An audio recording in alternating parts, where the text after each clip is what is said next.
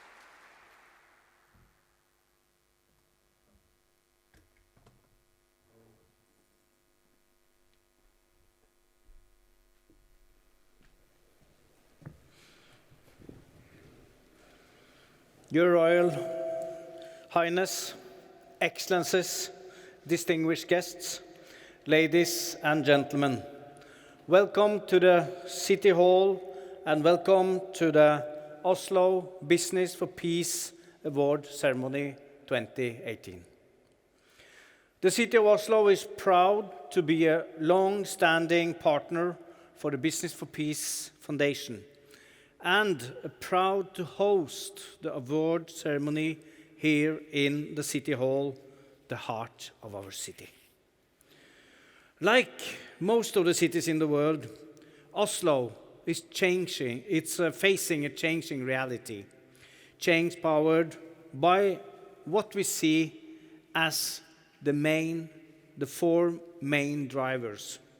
The first driver is globalization. Globalization has brought us close together.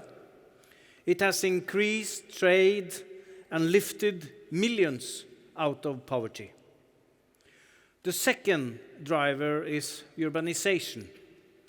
For the first time in history, more than half of the world's population now lives in cities. The third driver is digital. New technology changes our markets and our lives. Jobs and businesses we have regarded safe will disappear. New businesses will emerge.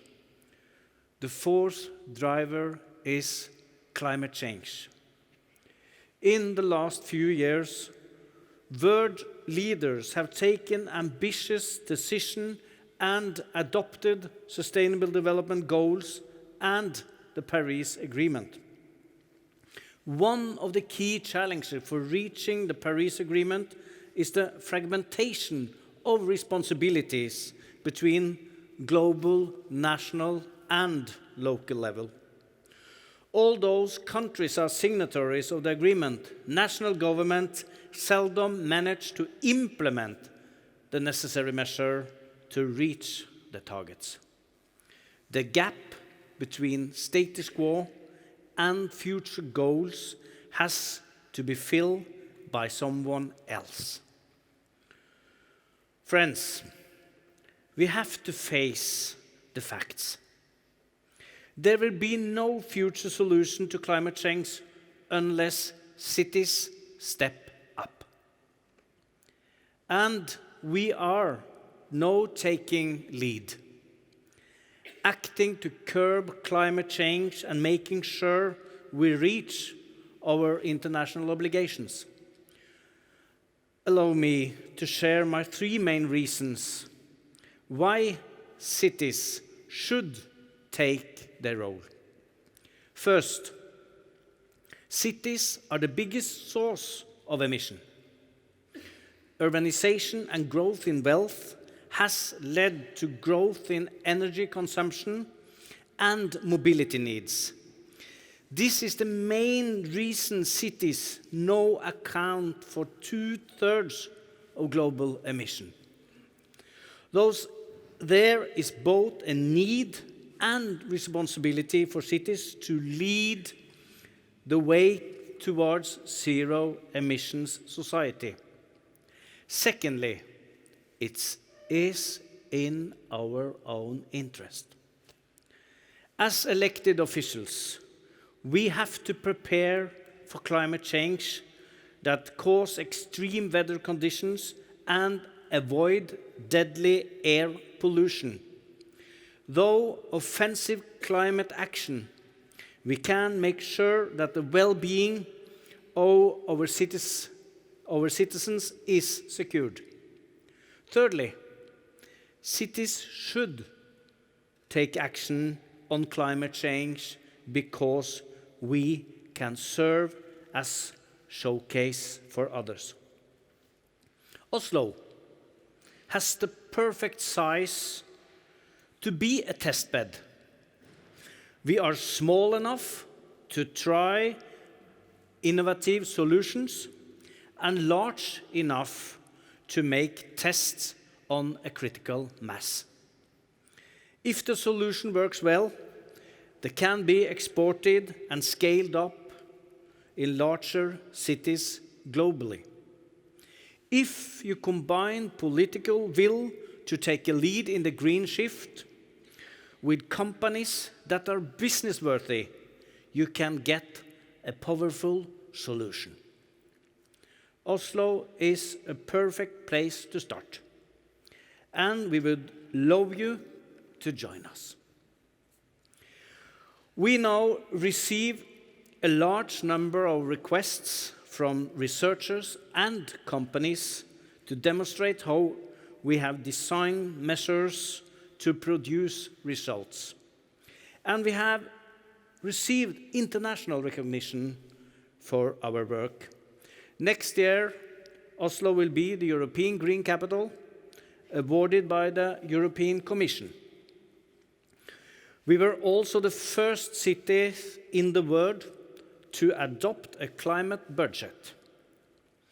In the climate budget, we count CO2 in the same way we count money in our financial budget. It is specific targets to reduce CO2 emissions and break them down on department level. I believe this is also a tool businesses could adopt in company level. I would be glad to share our experiences in this regard, because we can only solve global challenges if we share resources, technology, and brain power between governments, businesses, and civil society. No one is able to solve this task alone. We will all benefit from many decisions taken by businesses that look beyond the short term and instead choose business-worthy investments and solutions for the future. The city of Oslo has been a proud partner with the Business for Peace Foundation since the award was incepted in 2009. We strongly encourage business-worthy leadership that benefits economies as well as societies. The 2011 Honourees exemplify this type of leadership. You inspire us all. In the same way, I hope cities also can show what it truly means to be green, innovative, and inclusive. Let us celebrate this year's Business for Peace Honourees, women and men who guided the way to a more sustainable future. On behalf of the Oslo City, I welcome you once again to the City Hall and the Oslo Business for Peace Award 2018. Thank you very much for your attention.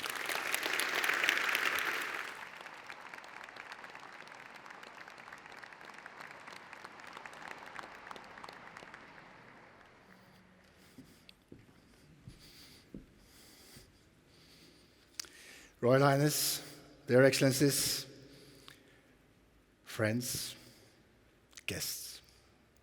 Never before have we as business leaders been expected to deliver so much, yet been trusted so little. Never before have we all been so interconnected and with such potent power to do good or to do harm at our fingertips.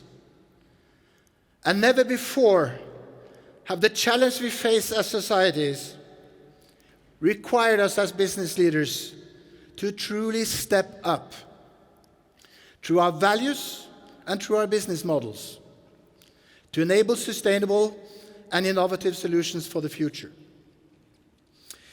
In his letter to his portfolio companies earlier this year, Larry Fink, the CEO of the world's largest investor and asset manager, BlackRock, wrote, I quote, "The public expectations of your company have never been greater.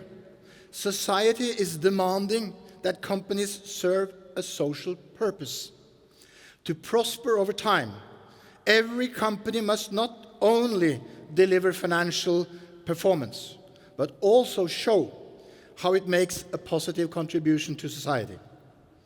Company must benefit all their stakeholders, including shareholders, employees, customers, and the communities in which they operate." His letter was titled "A Sense of Purpose." Companies and their leaders are expected to step up.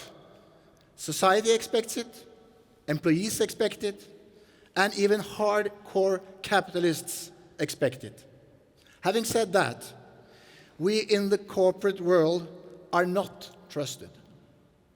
The trust in companies and in business leaders in particular is at its lowest points in history. Technology and social networks are some of the several guilty players in this lack of trust.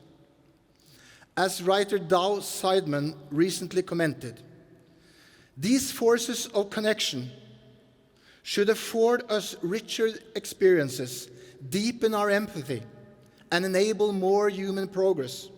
But instead, they are assaulting the twin pillars, truth and trust, that form the foundation of vibrant democracies, dynamic capitalism, and healthy societies, let alone a shared humanity. Is interconnectedness enabling filters on information and fake news rather than truth and trust?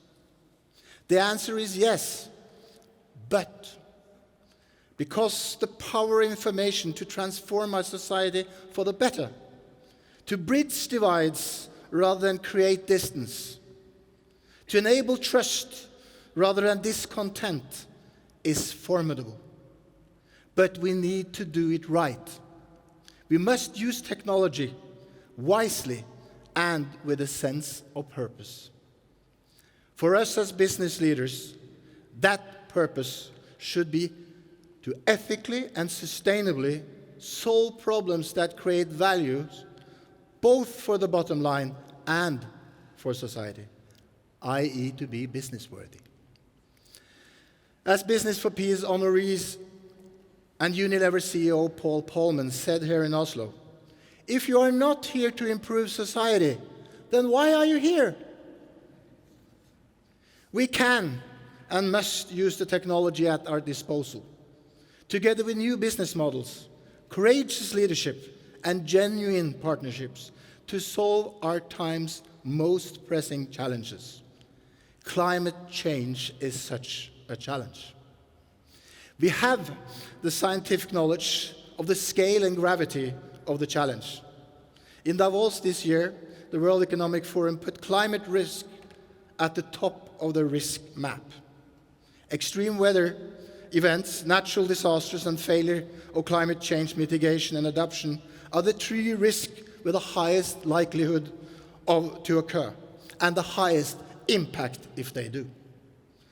However, climate change is not just a challenge, it's our common responsibility, as well as business opportunities for those companies that seek to promote future solutions. Because we can create no greater value than what will result if we succeed in tackling climate change together. A value that will be appreciated by the generation following ours. We are the first generation to understand the scale and gravity of climate change, but we are the last with the power to do something about it. The question is, will we?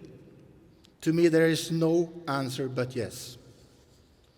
The business-worthy leaders here today are stellar examples of the willingness to make a difference and the ability to do such to do so in practice.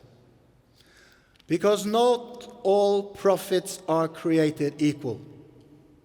To earn the trust of society and the individuals in it, we as business leaders must make it our purpose to improve society, to behave ethically and responsibly, to solve problems that create values both for business and for society. That's the way we can earn the trust of our surroundings. That is being business-worthy, and that is why we celebrate 3 outstanding role models here today, the 2018 Business for Peace Honourees. Thank you.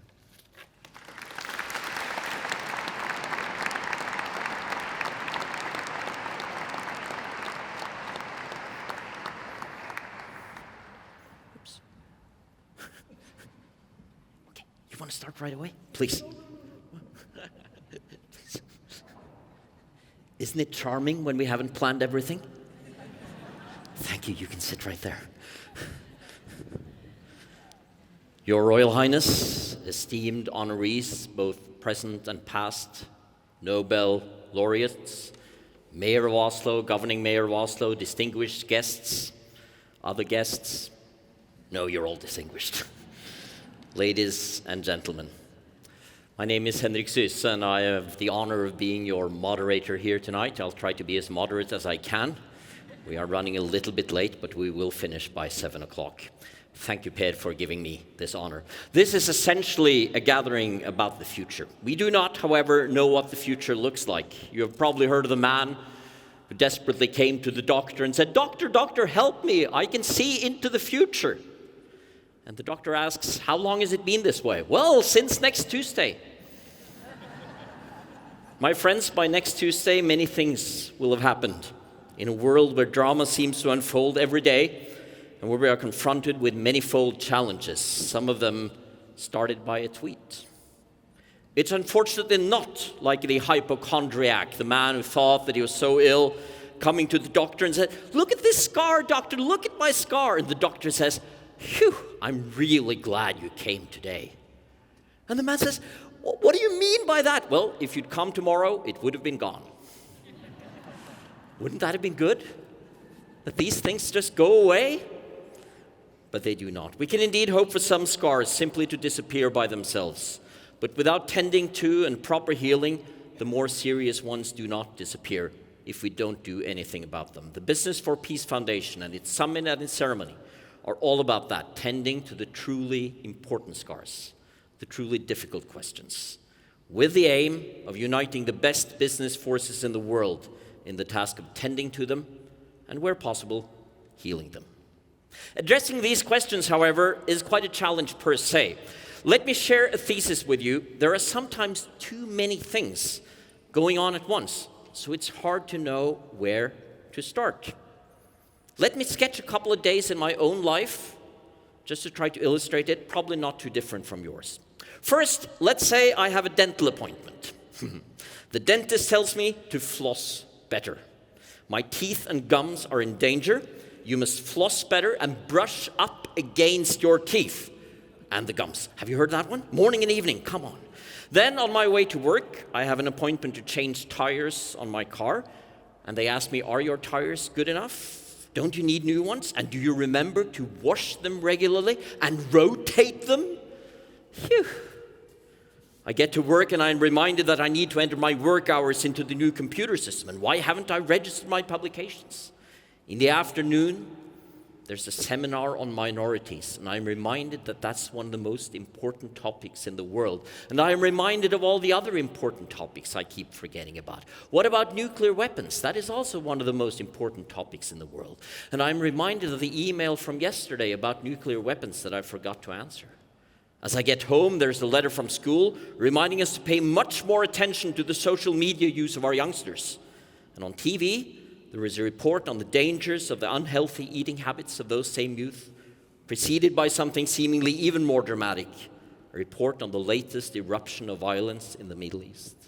The next morning, I go to a fantastic climate summit, which reminds us that we must become climate neutral, right before I happen to have my annual doctor's checkup, where I'm told to lower my soft drink intake. Phew! Everything is important. Everything is urgent. Everything demands more of me or of us. My friends, have you rotated your tires? Rotated them? Do you use dental floss every day? I am partly joking, of course, but I am also serious, because I think too many people tune out and drop out because they feel they are confronted by so many things. And many of them seem so daunting, so difficult. And what was it they said again? Should I floss my car and rotate my teeth? In such a world, we need urgently what we academics call holistic approaches. Approaches that manage to point out clearly and understandably that so many of these challenges hang closely together, and that indeed, in the face of them, we must hang together, lest we, in Benjamin Franklin's famous words, all hang separately.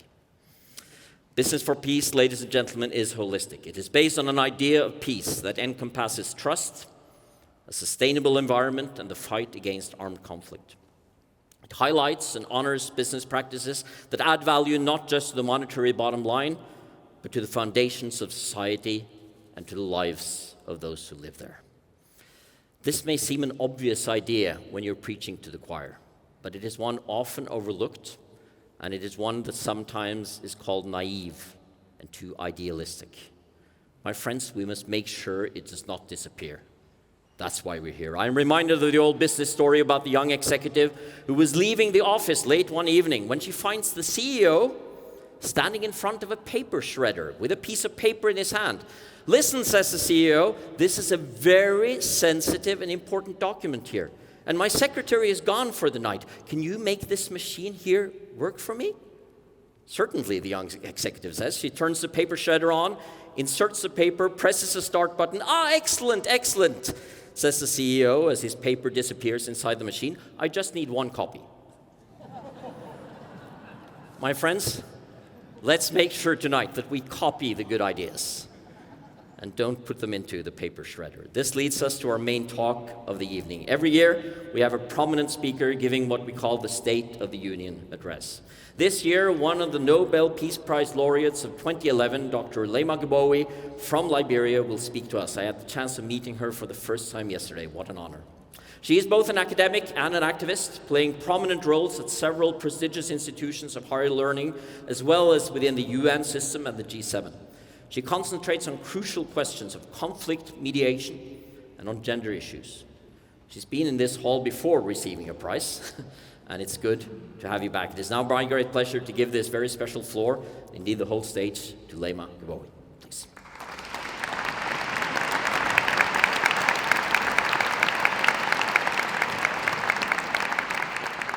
That was the longest 4 minutes, especially after our goof with the step and repeat and whatever. And then also when you're coming to Oslo and they're telling you you're giving the State of the Union, and everyone you meet, oh, you're giving the State of the Union, so you're just walking State of the Union. The next person, I'm going on stage, I have to do it and be over with it. Your Highness, Your Excellencies, distinguished ladies and gentlemen, our distinguished honorees. It is with great pleasure that I greet you all and present the State of the Union address on behalf of the founders, board, and staff of the Business for Peace. It is a pleasure to be here in Oslo with you. Not only does it provide me happy memories of the Nobel Peace Prize, and I would say happy and fuzzy, because it's such, but the Norwegian Prime Minister Erna Solberg and I, both proud advocates of the Sustainable Development Goals. The Global Goals provides us with a roadmap to end extreme poverty, fight inequality and injustice, and protect our planet. Business has a significant role to play if we're going to bring about change we want to see by 2030. Over the last years, the Business for Peace have focused their time and energy on highlighting to the world the exemplary business practices of its honorees. The award has been given to men and women in a corporate world with a heart and mind for change and sustainability. The honorees show us and show the world that creating financial value and value for society works hand in hand. This year, focus of our conversation has been on the need for global leaders, specifically business leaders, to take charge of the conversations and actions around climate change and its impact on our communities. We also highlighted the importance of trust and the role of leaders in building trust across sectors. Today, we live in a world filled with many crises: wars, climate change, sexual violence, trafficking, and many more. I tell people that I'm officially mentally ill because I go to websites that talk about war, terrorism. And it will interest you to know that in the month of April alone, there were over 125 terror attacks in the world with 1,500 deaths, 1,000 more of injuries, from Central African Republic to South Sudan to Libya to Afghanistan. Every day there's this website that tracks terror attacks, and every day you go there, you find something that makes you sick. There is inequality all around us in many forms, from the global gender pay gap to systemic racism. For someone who travels 320 days out of the year, I know what it is when you're in the airports, especially dressed like me. Modern forms of slavery we've seen on the internet to the ongoing impact of colonialization. There is a global call for change to happen. However, distinguished ladies and gentlemen, there is no magic wine for the crisis we face daily. The question for all of us in this room: who will solve the problems of our world? The answer, my friends, is you and me and all of us. The problems of the world are calling us to turn to them urgently. Collective and individual actions to drive change is the way forward. We must resist the temptation of putting our trust in higher institutions alone. Decades ago, a lot of higher institutions were established to lead the way for peace and security. Today, pessimism, lack of trust about their ability to create real change is a resounding theme. Trust me, I sit on many of their boards. Whilst these institutions work to rebuild their trust globally, we must act now to save our world from the threats of climate change, wars, and other issues that threatens our collective existence. This is no longer a field for activists only. Business leaders must step up and fight threats to our world, primarily climate change and its related problems. It do you no good to make millions in a community when people have no access to water. Over the past 2 days, we've been asking how business leaders can help build trust with society and contribute to a sustainable future. Do you know how we rebuild trust in our leaders and our institution? It is by showing up and being trustworthy. Showing up and being trustworthy. Continue showing up and being trustworthy. Walk your talk. Don't just talk. It is being the leader willing to make the argument in the boardroom, even if it will cost you your job, on the news channel, in budget conversations, that business decisions are ethical and build sustainable developments are not only the right thing to do, they make financial sense. In my own life, the most impactful examples of leadership based on trust, partnership, and determination to leave no one behind comes from African women. The images that we see projected in our global media does not serve us right. Our countries are known for their mineral wealth and natural beauty, but our people continue to be portrayed in the global media as uneducated and lazy. Take a good look at me. How many of you have seen a picture of an African woman in most of our global media, begging, bold, sagging breasts with over 10 children hanging on her? The reality is so different from the negative stereotype. In Liberia, all over Africa, women are on the front lines for creating change for their communities. Whether that's in politics, business, or society. Women in Liberia have shown entrepreneurial minds. Women are more likely to be self-employed, and more than third registered small and medium enterprises are managed by women. Women are more likely than men to own a house. And women are fighting to change policies and gender stereotypes so that they have more access to education, access to credit, and access to professional networks. When I have a moment of doubt, and I do every now and then, a moment of feeling tired and exhausted, it is the work of these women that gave me hope and helped me keep going. I'll tell you a quick story about my student, Kadiatu Baldi, who is the first generation to graduate from university. She comes from a place where you have to take like over 3 days to get back to where she comes from because of poor road network. Recently graduated from the University of Liberia based on the support from my foundation with over 3 points GPA, chemistry and biology. Her aspiration in life is to become a medical doctor.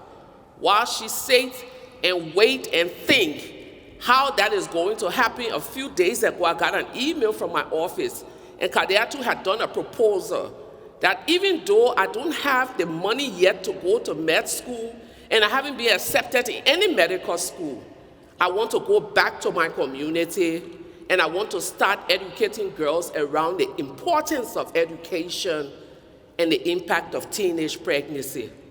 Her budget, $600 for over 4 months of hard work that she will be doing in villages.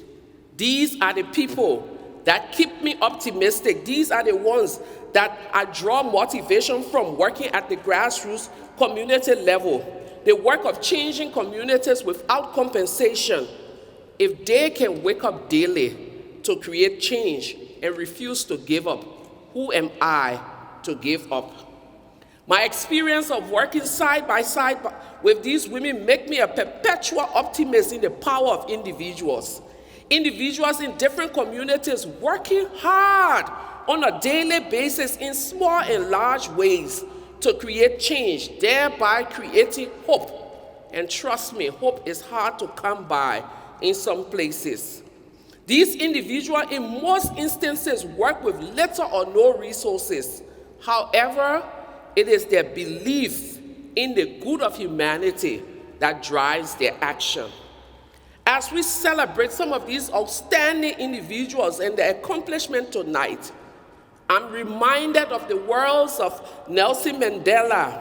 In quotes, our human compassion binds us one to the other, not in pity or patronizingly, but as human beings who have learned how to turn our common suffering into hope for the future, unquote.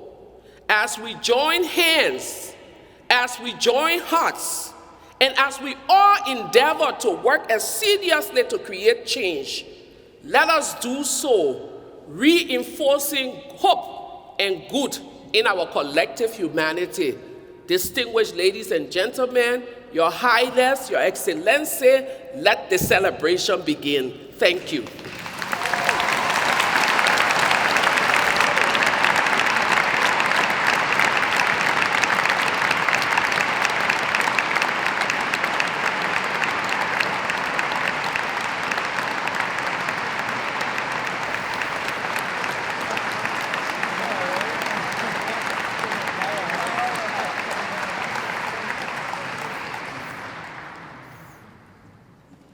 Thank you so much for that eloquent speech and for reminding us how we are all bound together, collective humanity, indeed.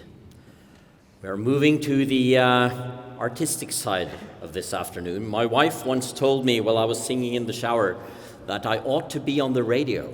So I asked, am I that good? And she answered, no, then I could turn you off. We have some artists with us tonight that we definitely do not want to turn off. The artistic program at this award ceremony is tailored for the occasion, as it is every year. This year, it is inspired by the countries of our 3 honorees. We first heard Irish music, then we will hear now Colombian music and US-inspired music. towards the end. The young artists here have composed new material for this ceremony, together with Maren Selvåg, who has been the artistic director for this ceremony since 2015. The vision they have is to invite younger generations to inspire us to have a positive and uplifting view of the future, in line with what you talked about. You have either heard in the first part or will hear soon the following this afternoon. The singer Rohi Tala, a remarkable jazz vocalist with a degree from the Music Conservatory in Trondheim. We have Sarah Jane Summers, who plays the fiddle, the viola, and the very special Norwegian instrument, the Harding fiddle. It's not called that because it's hard to play, but it is. Daniela Reyes Holmsen is a multi-instrumentalist, vocalist, and composer, a very special young talent who specializes in live electronics and several instruments. Tonight, more specifically, the accordion. And of course, our brilliant pianist, Maren Selvåg. In addition, more excellent musicians, Johanni Silvola on guitar, Morten Kvam on bass, and Siv Øyunn Kjenstad on drums. And if need be, I'll join them on sticks that I bang together if they need help losing their rhythm. That's normally the instrument I ended up with in school. Seriously, before we will have the handing out of the awards, we will now hear Sarah Jane, Johanni, Siv, Morten, and Maren.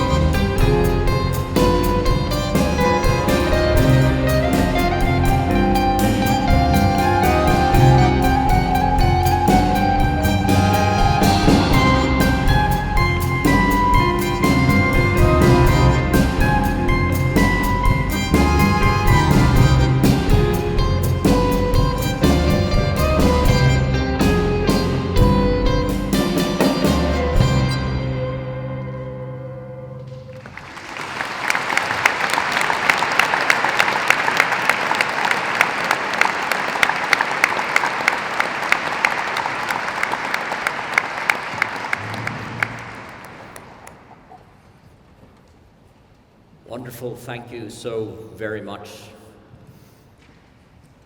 I was recently asked by a professor in the United States who was preparing a book on ethical business if I had any suggestions to where he could find materials for the course. And these days, with that kind of question, I simply answer, go into the Business for Peace website.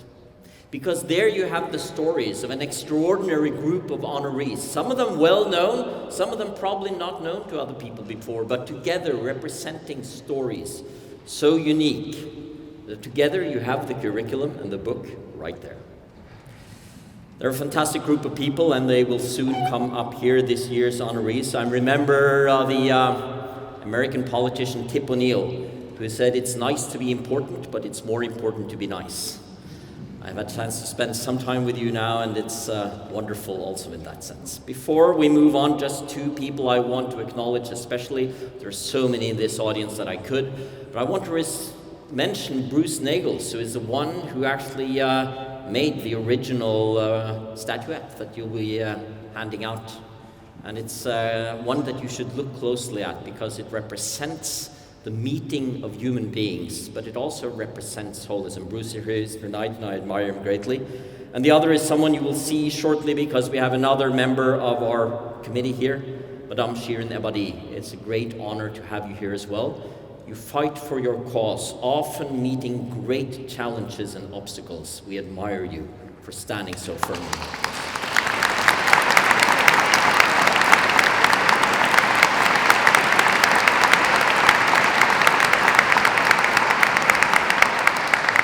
And now, the award ceremony.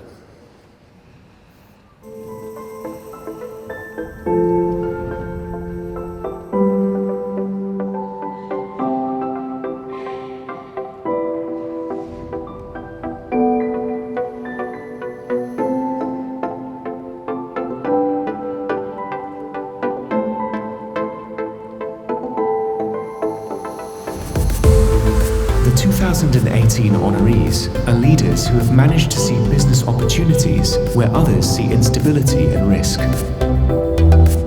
Businessworthy means running a successful business that, at the same time, makes the world a better place. Trust cannot be purchased. It must be earned. Today's business leaders can be the catalyst for change by transforming the traditional business landscape. If you're not here to improve society, then why are you here?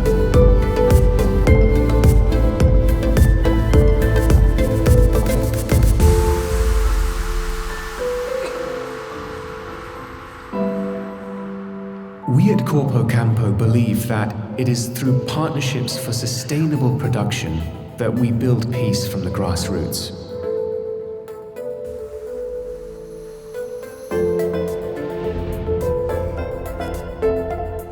Business can be crucial in identifying issues and challenges in their communities, both socially and economically.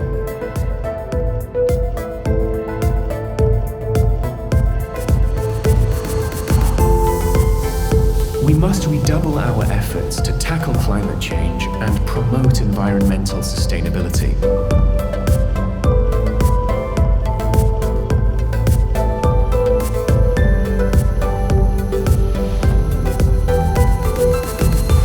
Business for Peace, inspiring the higher purpose of business.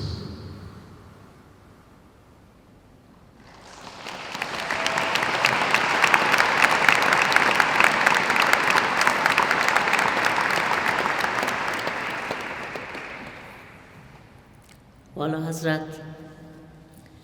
خانم ها، آقایان، میهمانان گرامی، جایزه کسب و کار برای صلح اسلو به رهبران کسب و کار به عنوان افراد برای موفقیت‌های برجسته در حوزه کسب و کار داده می‌شود.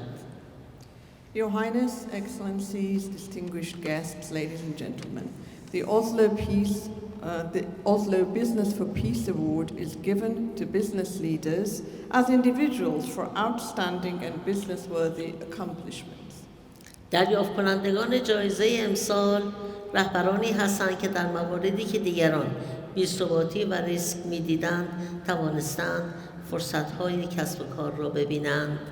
تمامی دریافت کنندگان جایزه امسال در مناطقی که در معرض خشونت و درگیری قرار دارند مانند کلمبیا، افغانستان و ایرلند فعالند. The 2018 honorees are leaders who have managed to see business opportunities where others see instability and risk.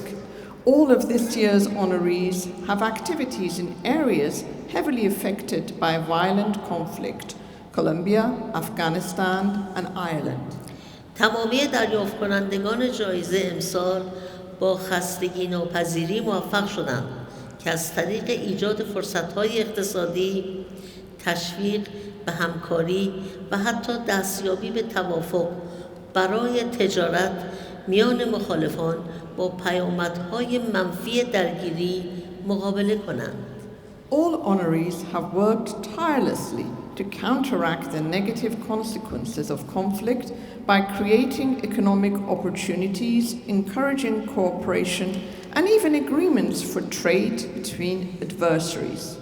این رهبران کسب و کار ثابت کردند هم به جامعه و هم به اجتماع کسب و کار جهانی که راه‌های دیگری برای تعامل در مورد ایجاد ارزش وجود دارد.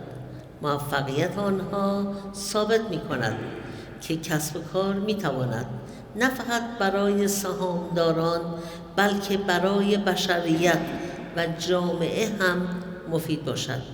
ما اکنون این افتخار رو داریم که به پیامی ویژه از خانم آمنه محمد، معاون دبیرکل سازمان ملل گوش دهیم. These business leaders prove, both to society as a whole and to the global business community, that there are other ways to think about value creation. Their success proves that business can be useful for humanity and society, and not only for shareholders. We now have the pleasure to share a special message from Deputy Secretary General of the United Nations, Her Excellency Amina J. Mohammed.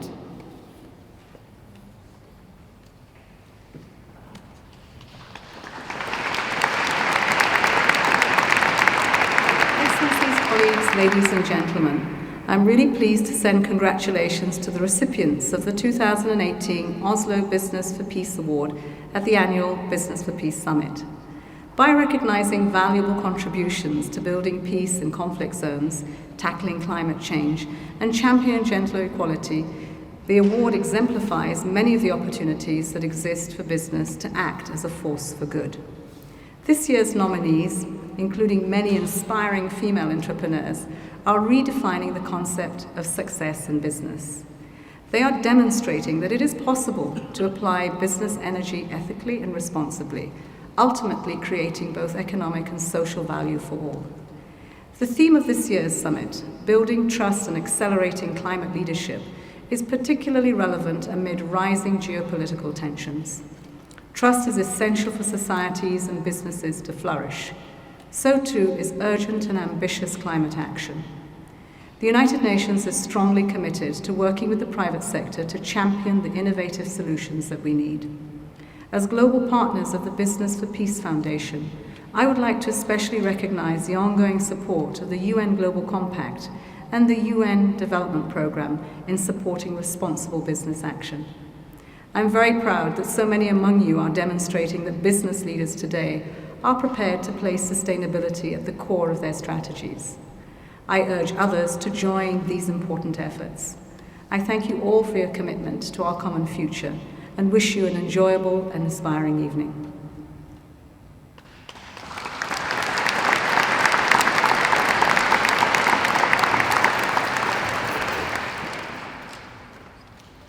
Edgar Montenegro received the award for his courageous business-worthy achievement in some of the most conflict-affected parts of Colombia. With Corpocampo, Mr. Montenegro is proving how the private sector can play an active role in building peace by identifying business opportunities which help marginalized groups become more resilient to conflict and instability. Through hard work, he managed to gain the trust of his stakeholders, many of whom were exploited for years by the Colombian drug cartels. He has brought together many groups in his region to develop a successful business model, offering families legal and sustainable economic opportunities. Congratulations, Mr. Montenegro. Can you kindly join us on stage?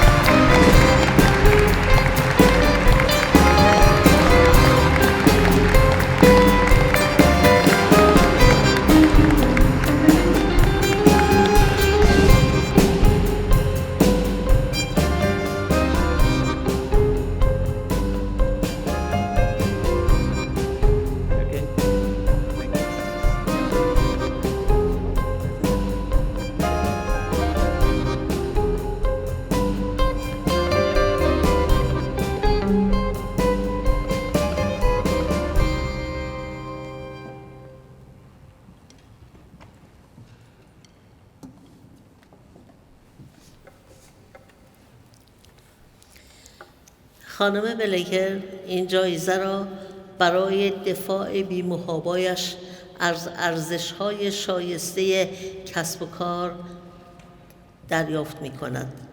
او مدیر TTI گلوبال است، شرکتی موفق که ارزش‌های اصلی آن شامل مشارکت دادن همه اقشار و برابری جنسیتی است. Ms. Laurie Blaker receives the award for being an outspoken advocate of business-worthy values, leading TTI Global, a successful company that has inclusion and gender equality as its core values. خانم بلیکر الگویی از یک کارآفرین استثنایی و بشردوست است که با هوشمندی و شناختی صحیح از جامعه تجاری به چالش کشیدن چارچوب‌های ایجاد شده از طریق مشوق‌ها و فرصت‌های تجاری پرداخته است. Ms. Blaker is a role model as an exceptional entrepreneur and humanitarian, recognizing the force of the business community in challenging established frameworks through commercial incentives and opportunities. این امر به ویژه از طریق فعالیت‌هایش در افغانستان، جایی که خانم بلیکر موفق به ایجاد یک کسب کار سودآور است که شامل هم زنان و هم مردان در نیروی کار است، قابل مشاهده است. This is particularly visible through her activities in Afghanistan, where Ms. Blaker managed to establish a for-profit business that includes both women and men in the workforce. از خانم بلیکر دعوت می‌کنم که بیایند برای دریافت جایزه و به ایشان تبریک می‌گویم. Congratulations, Ms. Blaker. Please join us on stage.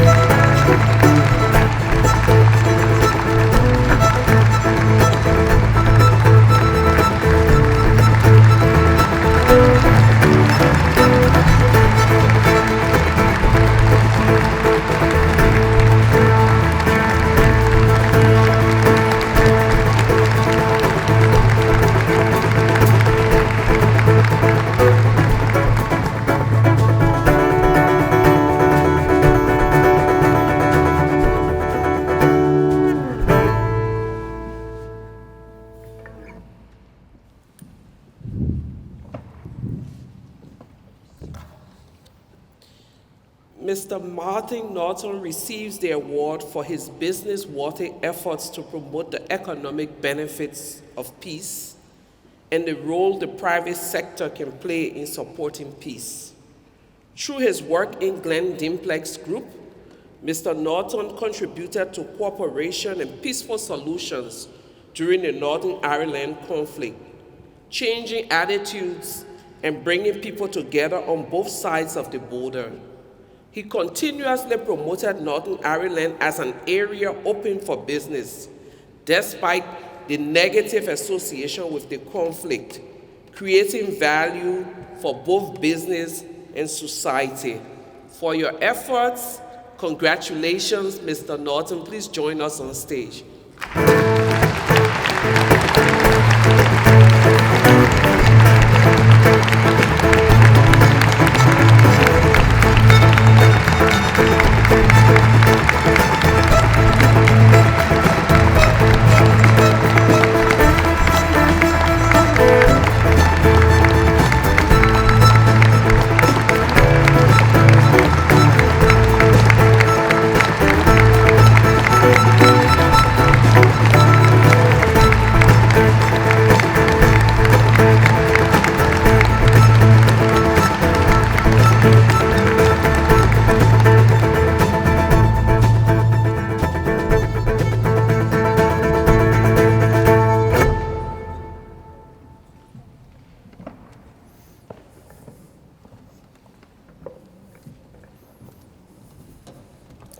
I will now have the pleasure of doing something you won't get to do. I'll get to talk to the laureates.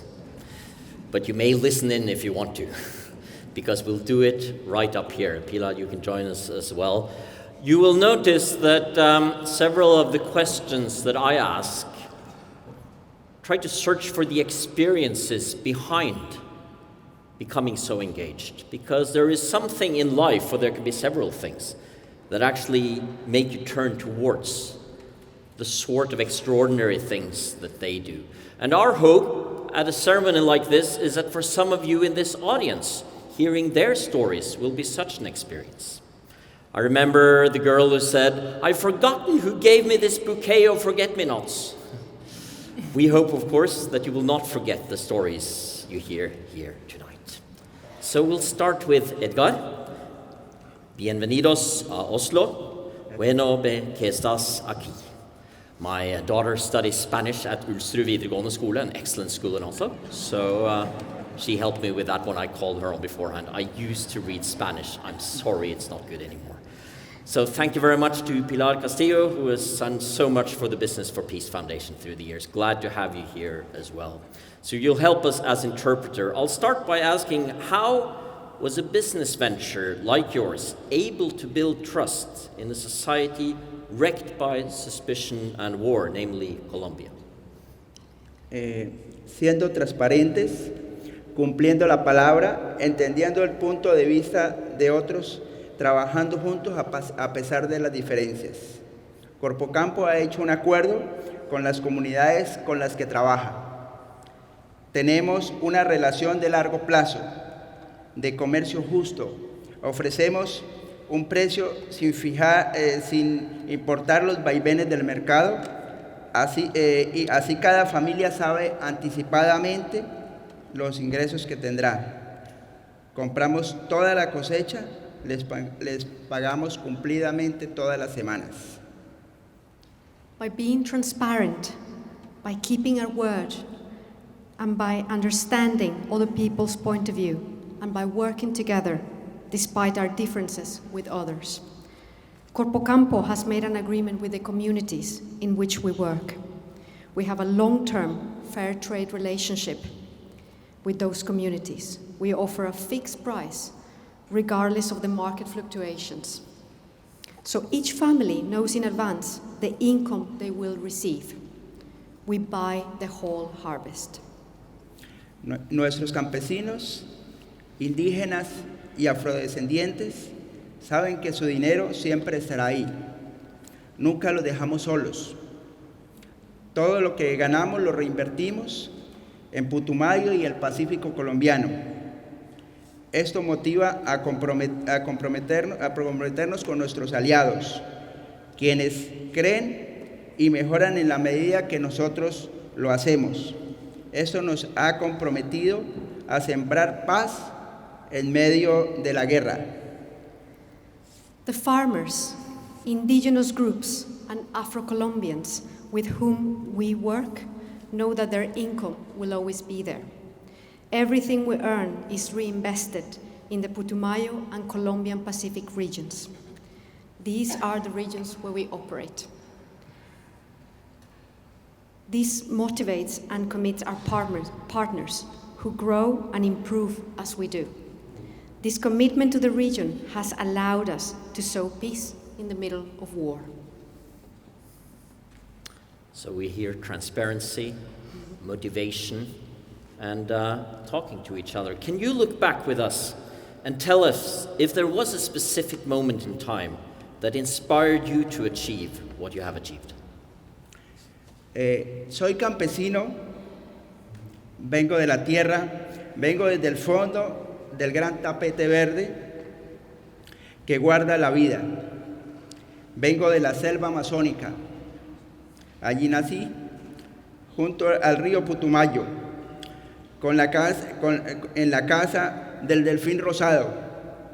Crecí escuchando el canto de las guacamayas, mientras cosechaba mazorcas de cacao con mis 8 hermanos. I am a farmer. I come from the heart of the earth. I come from the bottom of a large green carpet that keeps the secret of life. I come from the Amazon jungle. There I was born next to the Putumayo River, home of the pink dolphin.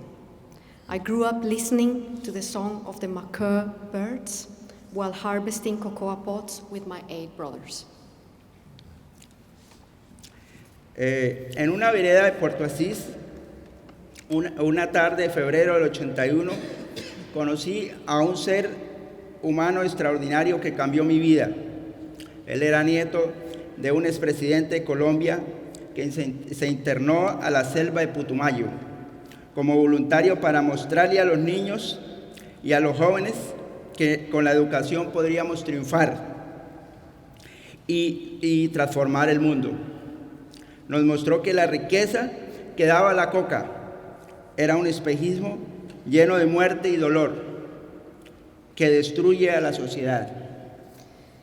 In a village in Puerto Asís, where I come from, one afternoon in February of 1981, I met an extraordinary human being who changed my life. He was the grandson of a former Colombian president who came to the jungle as a volunteer to show children and young people that with education we could succeed and transform the world.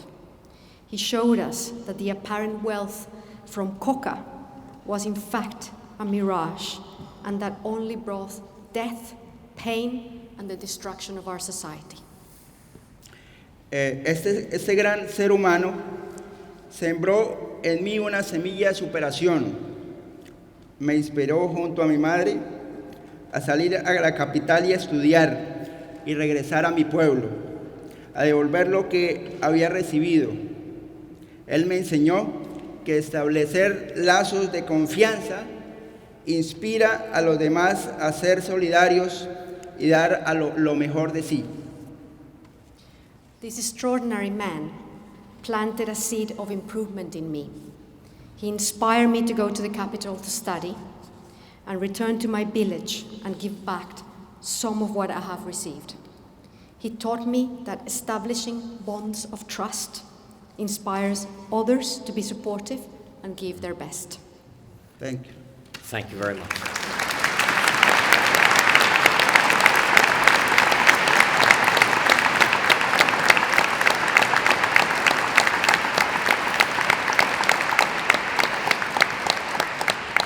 Thank you so much. Muchas gracias.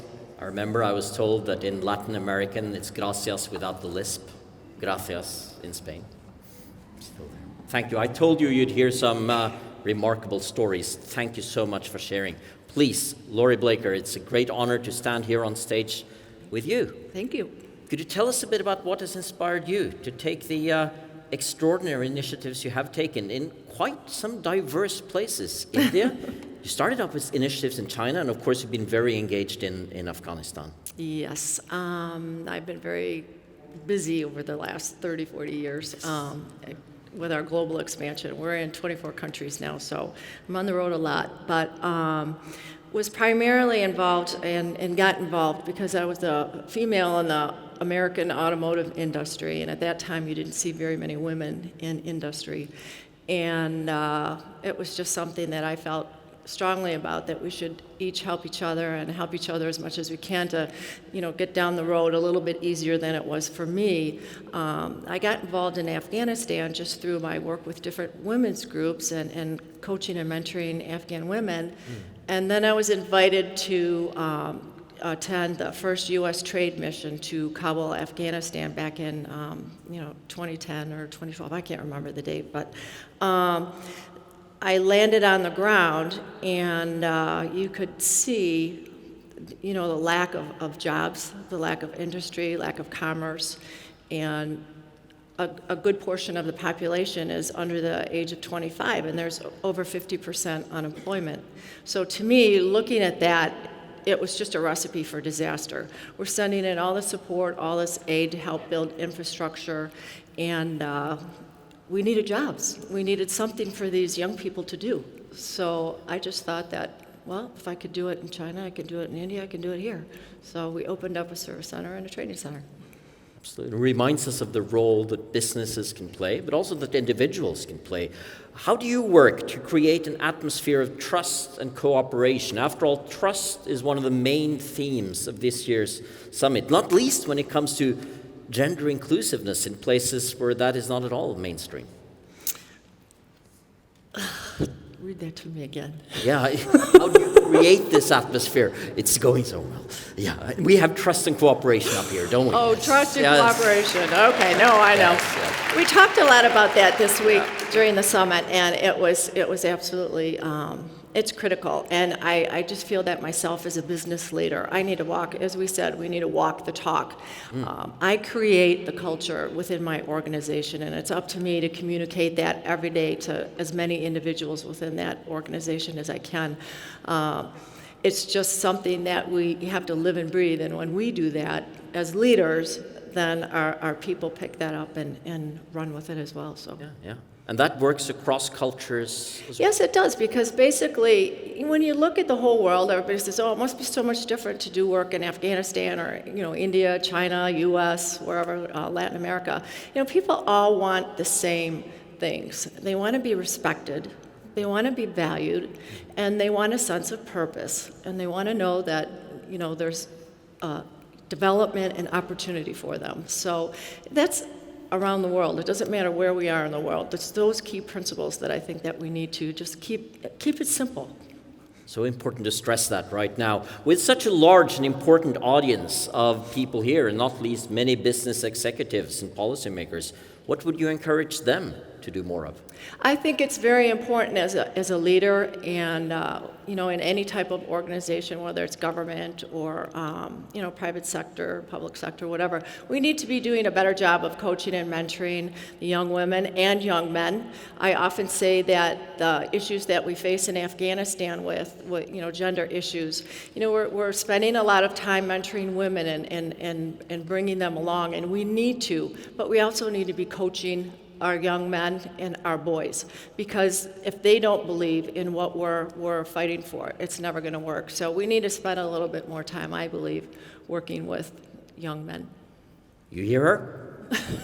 Finally, is there anyone you would like to acknowledge, especially today? Yes, I just wanted to do a shout out.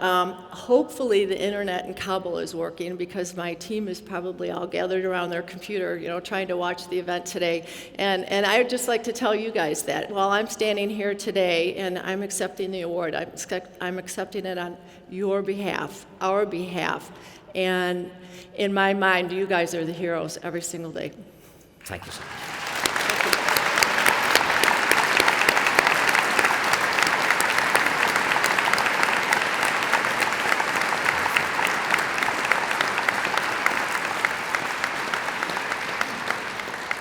Thank you so much, and thanks to you as well, Martin. How great to stand here with you 20 years after the Good Friday Agreement.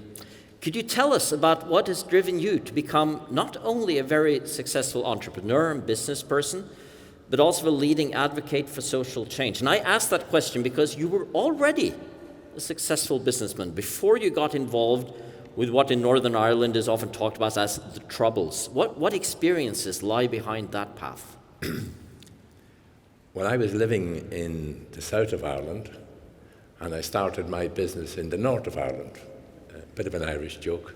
But the Troubles were going on then for 5 years.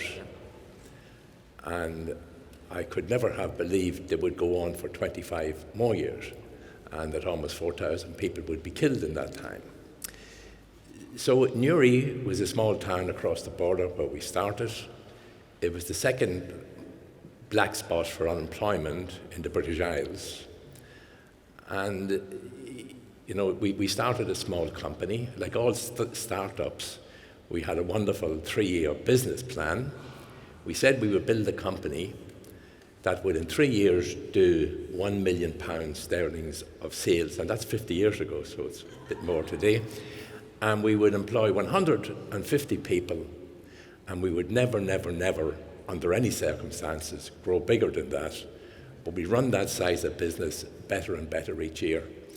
Today, we're in 25 locations around the world manufacturing. We employ about 10,000 people. So the business plan was a complete failure.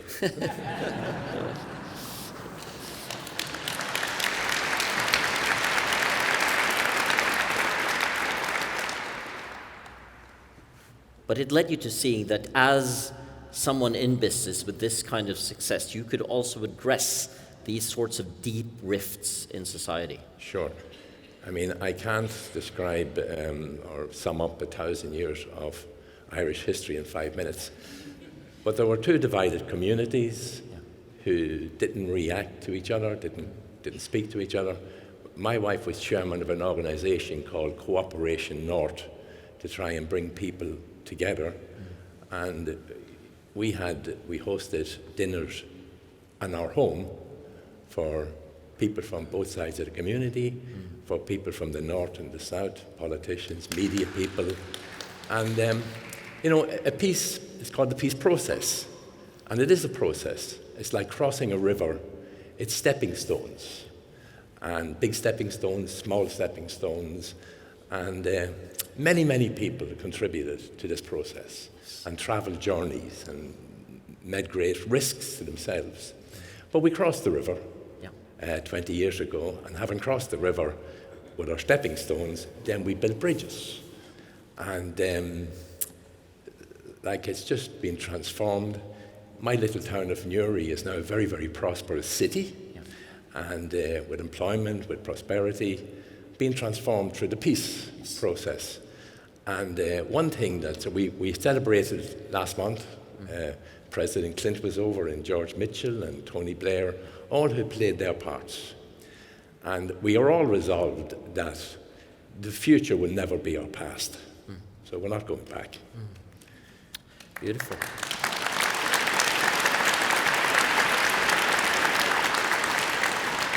And I'd like to, thank you very much, I'd like to ask you as well, since the theme of this year's Business for Peace Summit is trust, in your experience, how is trust best built, a trust that lasts? And what role can you as business people play in creating that sort of trust between people who have been at war? Yeah, well, first of all, I've always said that buildings don't do business with buildings. It's people do business with people. And we, Glen Dimplex, we have acquired and built up our business through acquiring other private, mainly family businesses. And like anybody who builds a business, it's like your baby. You know, you really, but everything goes into it. And then to trust your baby with somebody, you really got to trust them. And they've got to know that you're going to do the right thing for their business, for their baby, and that it will be better off under your care, under their care. And you can only really do that by trust.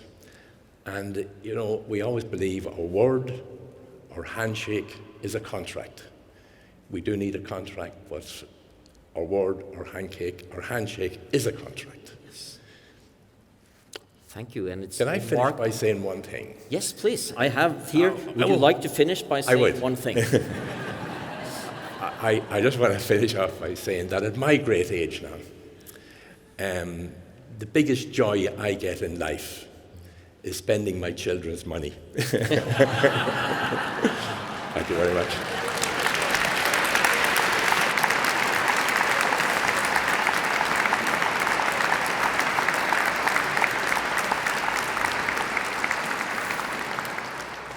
Please join me in another round of applause for these three extraordinary people, and remember the things that they have told you.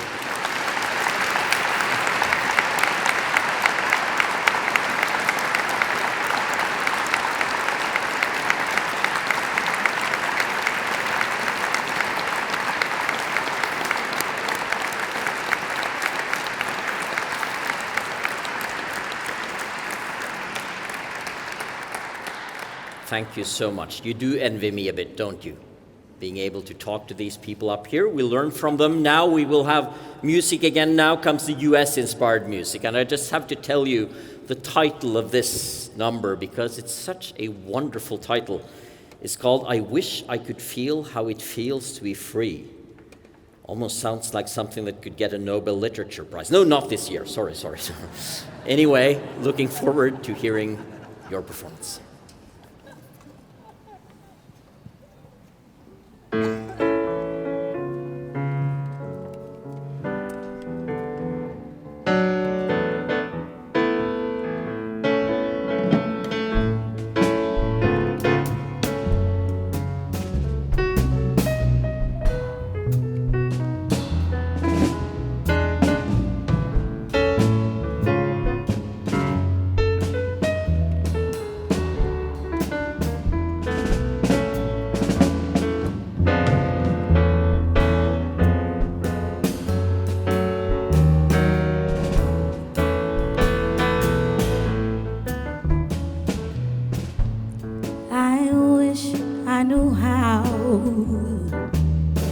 It would feel to be free. I wish I could break all the chains holding me. I wish I could say all the things that I should say. Say 'em loud, say 'em clear, for the whole round world to hear. I wish I could share all the love that's in my heart. Remove all the bars that are tearing us apart. I wish you could know what it means to be me. Then you'd see and agree that every man should be free.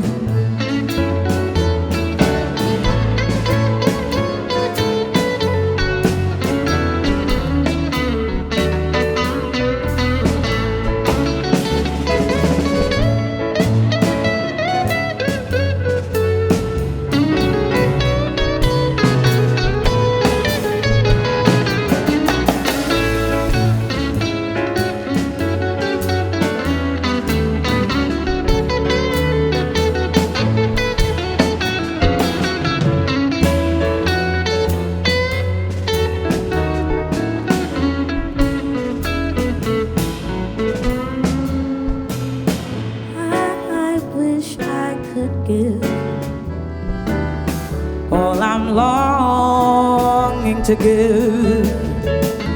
I wish I could live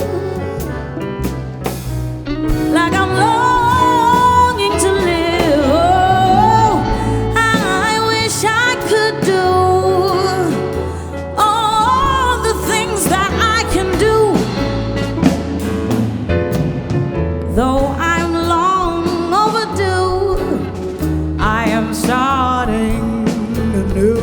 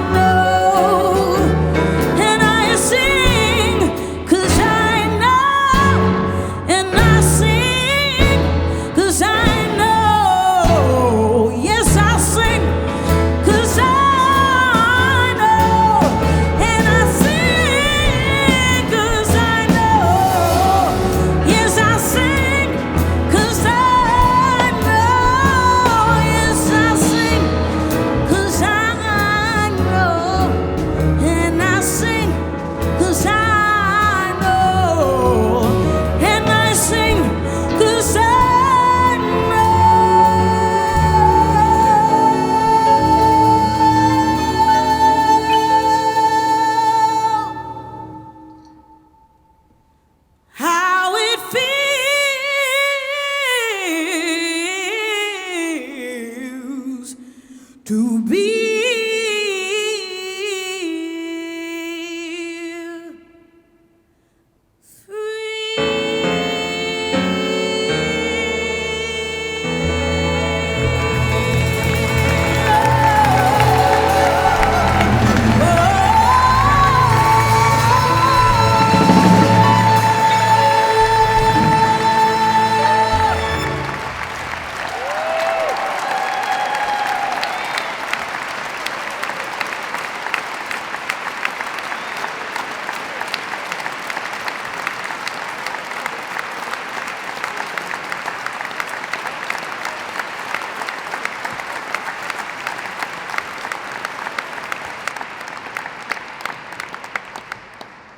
Fantastic, fantastic. Roe, Tala singing, and all the rest of this fantastic group of talents, and indeed also composers.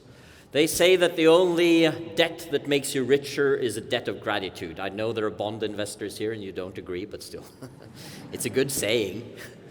So we've come to that part of the evening when we will say thank you. And I'd like to say especially thank you to Your Royal Highness, Crown Prince, because you have a busy program and you can attend a lot of different things. But for several years now, you've come here to attend this ceremony. And you travel a lot, you meet a lot of people out there, and you take with you the experience from here, we hope. So it's an honor to have you here. I thought of the story about your father, who was out when he was Crown Prince with his father again, King Olav. They were out in Western Norway. And the Crown Prince kind of fell a little bit behind. So the king was further in front, and someone runs up to the Crown Prince, Harald, and says, "If you hurry now, you'll see the king." I don't know if you'll see the king tonight, but please bring our best regards. I think we shall now do two things at the same time. We will all stand up, because we stand while he is leaving the building, and we'll also applaud. And then I'll say a few more words after he has left the building. Thank you very much for coming.